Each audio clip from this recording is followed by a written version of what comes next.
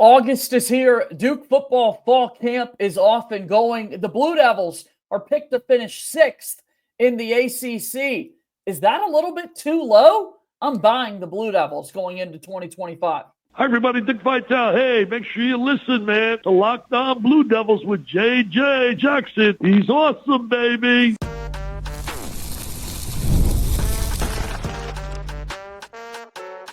You are Locked On Blue Devils, your daily podcast on the Duke Blue Devils. Part of the Locked On Podcast Network, your team every day. Hello, everybody. Welcome into another episode of the Locked On Blue Devils podcast. My name is J.J. Jackson. Thanks so much for being here with us today on Friday, August 1st, 2025. We have made it to another month. Duke football will play a game this month.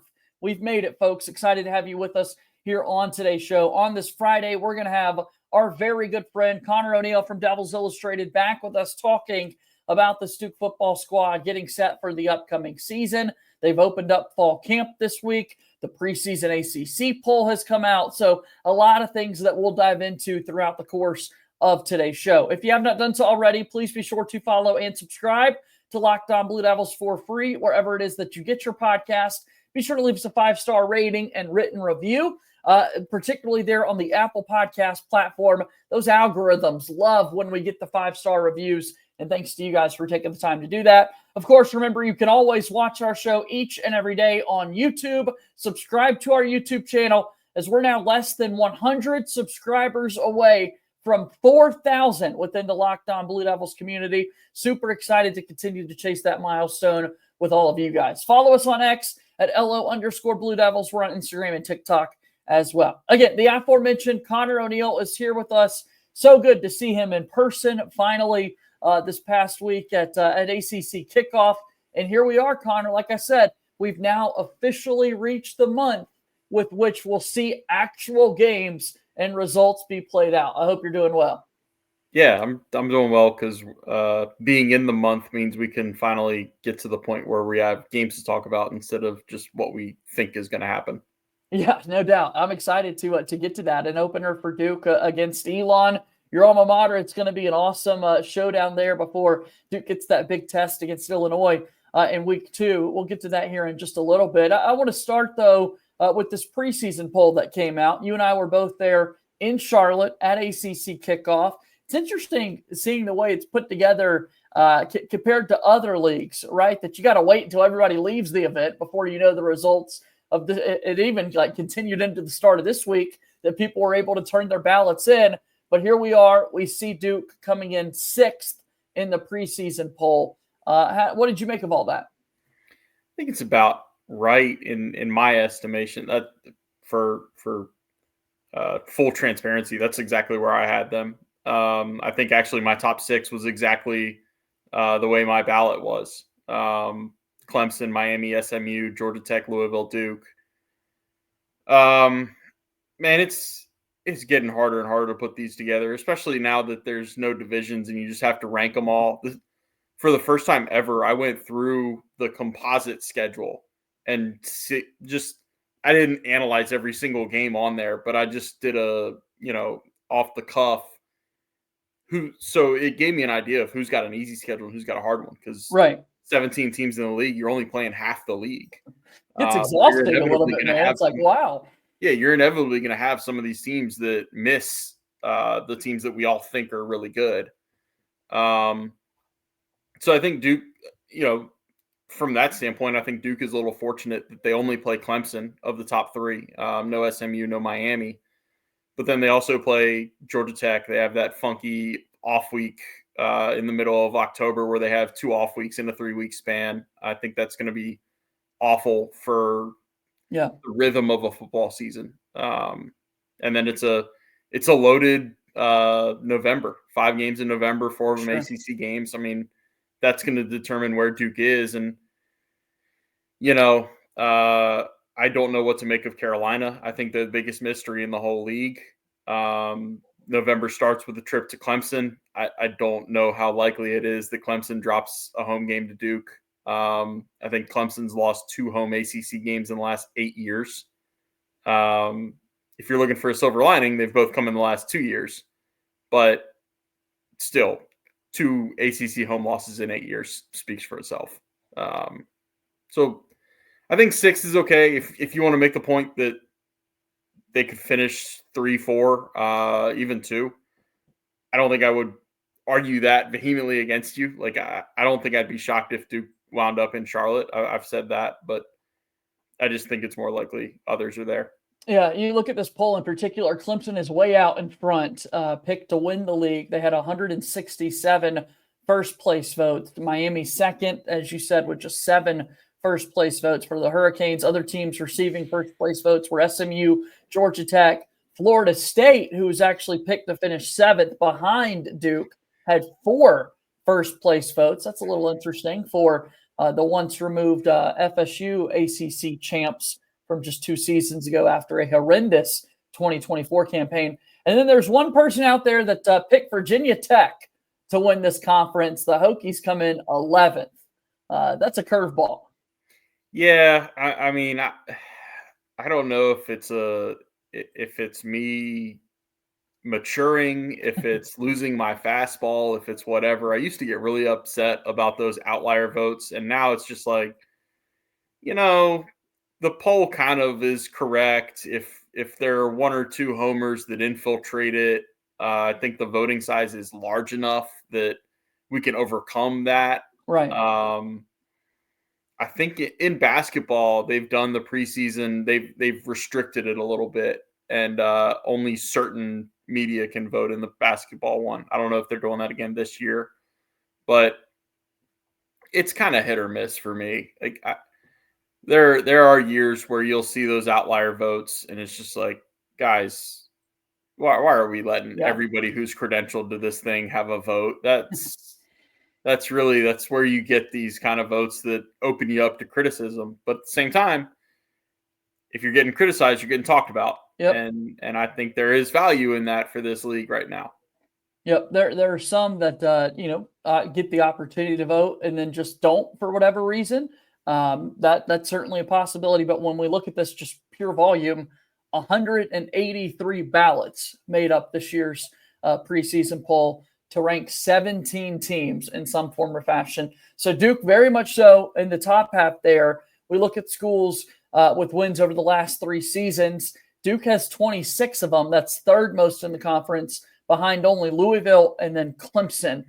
I mean, if Duke just continues on the trajectory that they've been these past few years, we're going to start to expect strong finishes from Duke football once they line it up. And a point you made just a moment ago that I certainly agree with, like, man, they've turned Wallace Wade Stadium into a home field advantage. Yeah. I think it's 3 home losses in the last 3 years. And they've all been in just about the 16 and 3 overall. All of them in just about the most excruciating way you can lose a game. If you were to draw up like the 3 toughest losses to swallow in the last 3 years, that's where you start. Carolina 3 years ago, Notre Dame 2 years ago, and SMU last year. And I put it in the quick write up on Devils Illustrated. I think Duke last year was picked 11th in the preseason poll and finished tied for 4th in the league. And we know how close they were to being even higher than that. I mean, couple things go another way against SMU, and SMU might not be in Charlotte at the end of the year and might not be in the CFP, and Duke might be in Charlotte. Who knows? Sure. So yeah, it's a good thing when you're able to overcome and kind of exceed expectations. I think this is a little bit of a sweet spot for Duke because they're discounted a little bit, but you're seeing the perception rise a little bit. I think bringing in a transfer portal coup of a quarterback helps raise the perception. I think getting guys on the All ACC team in the preseason helps it. Chandler Rivers and Terry Moore are on there, so it's the perception is changing for Duke football. It's just going to take a little bit.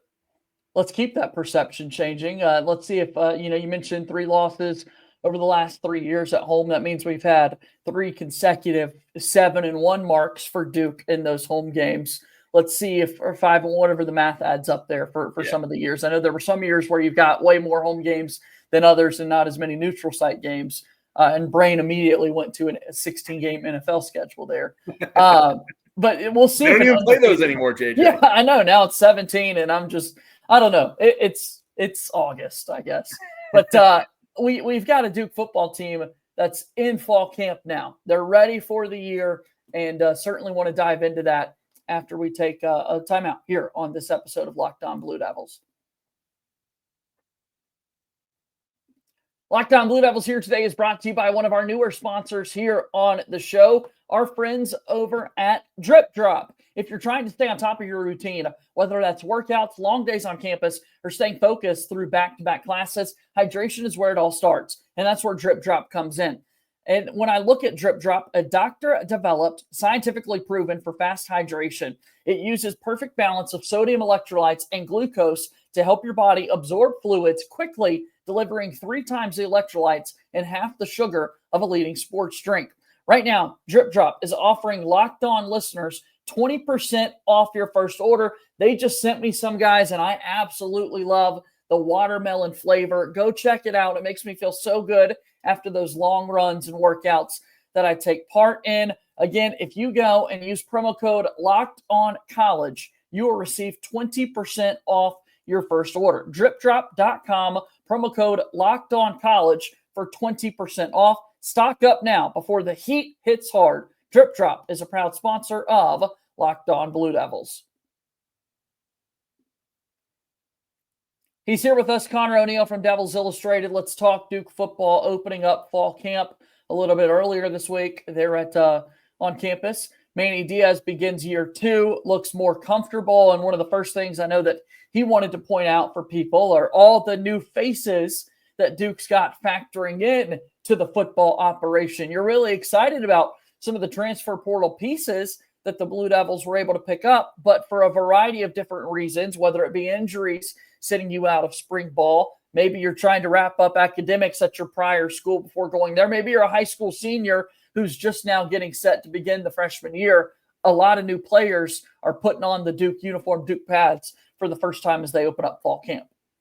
Yeah, it's kind of funny. They added, I didn't even realize this until I was doing the Big J and Little J show with Jordan the other night.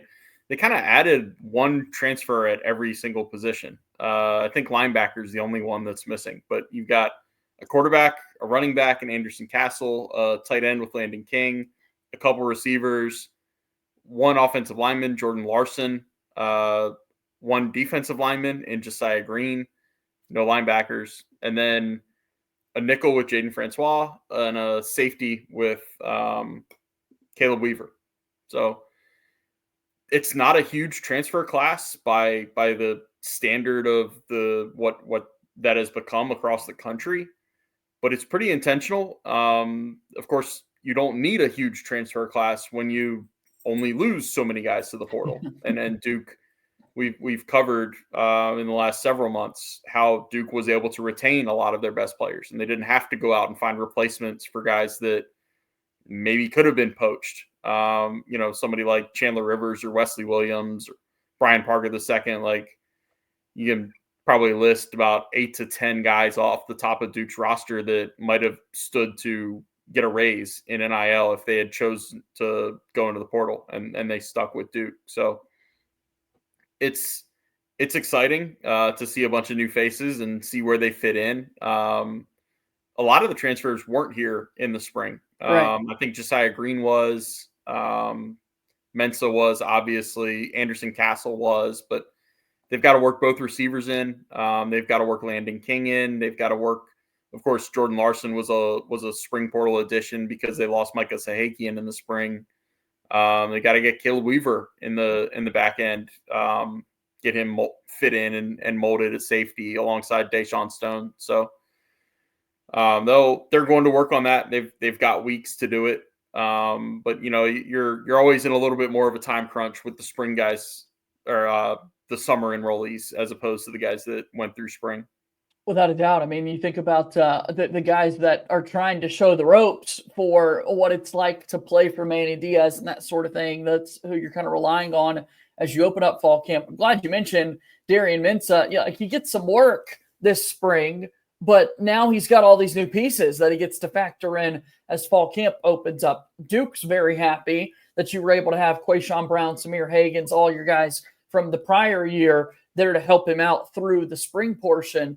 But those new weapons that you mentioned at the wide receiver room, and then particularly Landon King coming in, taking over at tight end after Nicky Dalmallins, no longer an eligible player, out of eligibility for college football. Who are these targets going to be? And he gets to kind of work on the timing and the reps and all these things. Yeah, and that's what you really want that to happen over the summer. Like you want Andrew Anthony and Cooper Barkate. Man, somebody threw me off, and I've been pronouncing it Cooper Barkate, the kid from Harvard, and somebody who I think is with the team called him Cooper Barkate, and that completely threw me for a loop because I was just pronouncing it one way. Now it's the other. I got to figure out what the proper pronunciation on Cooper is, but both of them came in over the summer. So the interesting part of this was, and I talked to Darian about this in Charlotte, will be worked into a story at some point in the next month. Darian took himself and all the receivers down to Tampa for a weekend over the summer. Now he's a California kid who just played at Tulane. I was kind of confused as to why he went to Tampa, aside from it's a nice place to go in the summer. Right. As long as you can stand the humidity down there and the heat and the every afternoon it's going to rain on you. Sure. That's where his agent is.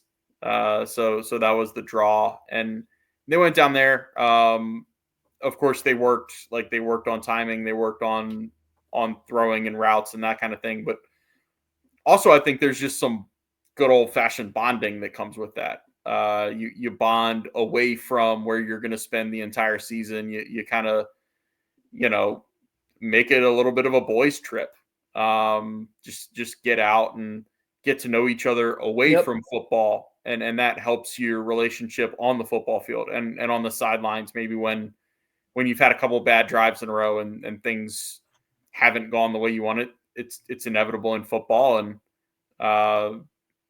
you can work through things a little better if you have a little bit more of a relationship away from football. Yeah, you hope that you're a little bit more comfortable and able to kind of be direct with the guys and that sort of thing. I thought it was interesting with your reporting a little bit earlier in the week over at Devils Illustrated. Something that not every coaching staff is used to is not having a quarterback battle, right? I mean, that's something that in fall camp, you want to see somebody start to separate themselves at that position. It's pretty obvious who's going to be the quarterback for this Duke team, man. So there's not a million quarterback questions that have to be sent Manny Diaz and the offensive staff's way. Yeah, I've started to say, I think there are two versions of quarterback battles in college football. There's an actual quarterback battle where you don't know who the starter is going to be in week one. And I think there's the fake quarterback battle. And I think that's kind of what Duke had last year with Malik Murphy and Grayson Loftus. I don't think I was pretty adamant last year at this time that I thought Malik Murphy would be Duke's starting quarterback. I'm really glad we don't even have to go through the charade. Is it charade or charade? Charade, yeah. Charade of, it's a battle. Darian Mensah is going to be this team starting quarterback, and barring suspension or injury. I have no reason to think that either one of those has happened, by the way. But it's kind of interesting to see the pecking order is so established, because you've got Darian Mensah is clearly the starter. You've got a guy in his fourth season, Henry Beelan the fourth, who, when he's been given the chance and when he's been healthy, has proven himself to be a decent college quarterback. I don't know that he's going to go out there and throw for 400 yards against anybody. I don't know if he's going to go put up Heisman-type numbers, but he has won games as a starter in college. You can't say that about every backup in the country. And then you've kind of got the project in the wings in Dan Mahan. Freshman, came in from Burlington. I used to cover the school where Dan comes from, Williams High School. And look, he's in a pretty good spot right now. all he has to do is kind of develop in the shadows. Not much is going to be expected of him this year, other than to be a good student and to learn behind Darian and Henry. And who knows? I think Henry could use another year at Duke next year if he wants it, or he could transfer and look for a place where he could play, and Dan Mahan could be the backup quarterback next year. So it's interesting that Duke's quarterback situation already has this established level to it. Yeah, because now is truthfully the only time it feels like we're going to have any sort of conversation about a pecking order of quarterbacks, because it is just so well known what it's going to look like and that sort of thing. Super interesting. On the other side of the ball, when you look at some of the battles that might be out there for playing time, it's a defense that Manny Diaz likes to keep fresh. He likes to sub guys in and out constantly, and I think it's going to be a loaded group that sets the tone for Duke throughout the course of the season. Those thoughts continue here in just a moment on Locked On Blue Devils. Locked On Blue Devils is brought to you by our friends at Game Time. We've all been there, logging on early and waiting forever for concert tickets to go on sale, only to lose your spot for a show you've been dying to see. Live music should be about making memories, not dealing with the stress of ticket shopping. That's where Game Time comes in. Game Time makes getting concert tickets faster and easier than ever. Prices actually drop as it gets closer to showtime, and you could save up to 60% off with their killer last-minute deals. Take the guesswork out of buying concert and show tickets with Game Time. Download the Game Time app, create an account, and use code LOCKEDONCollege for $20 off your first purchase. Terms apply. Again, create an account and redeem code LOCKEDONCollege, LOCKEDONCOLLEGE for $20 off. Download the Game Time app today. Last-minute tickets, lowest price guaranteed. Game Time, a proud sponsor of Locked On Blue Devils.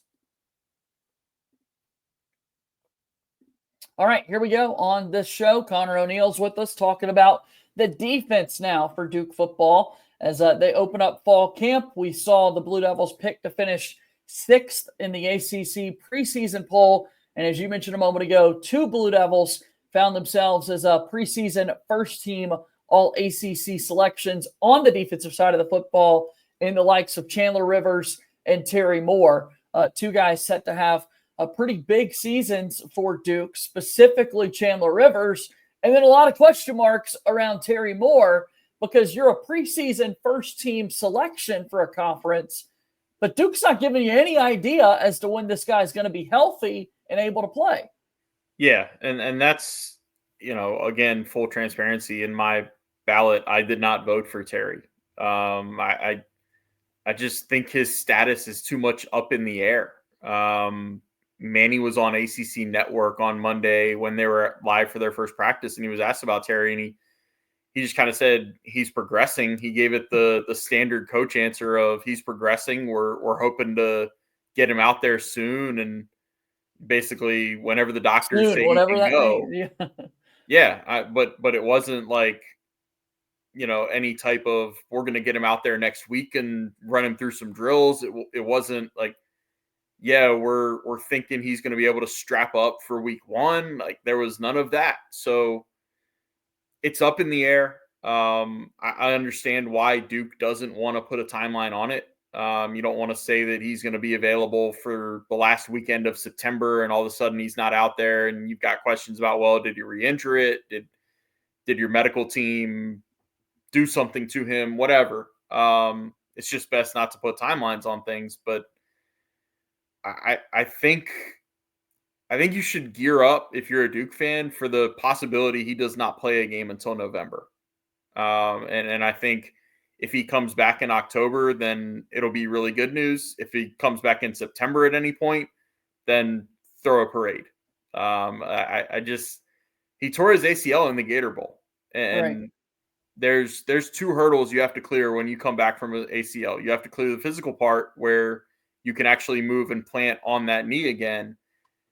And most of the people I've talked to that have torn an ACL tell me the bigger hurdle is the mental one, that you have to train your brain, and it's a long and arduous process, and it happens much later usually than the physical hurdle is cleared. You have to train your brain to understand, yes, you can do this on this knee again. Yes, like if you plant this way and move that way, it's not going to re-tear. And that's a really tough thing to figure out in the middle of a season.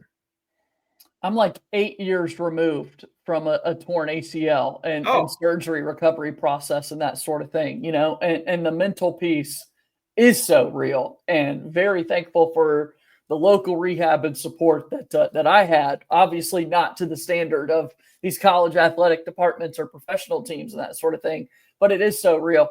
It's crazy, man, though, that you see Terry Moore get all this buzz. And I'm going to be able to talk about some of our Locked On top 100 player rankings that our full network has been able to do.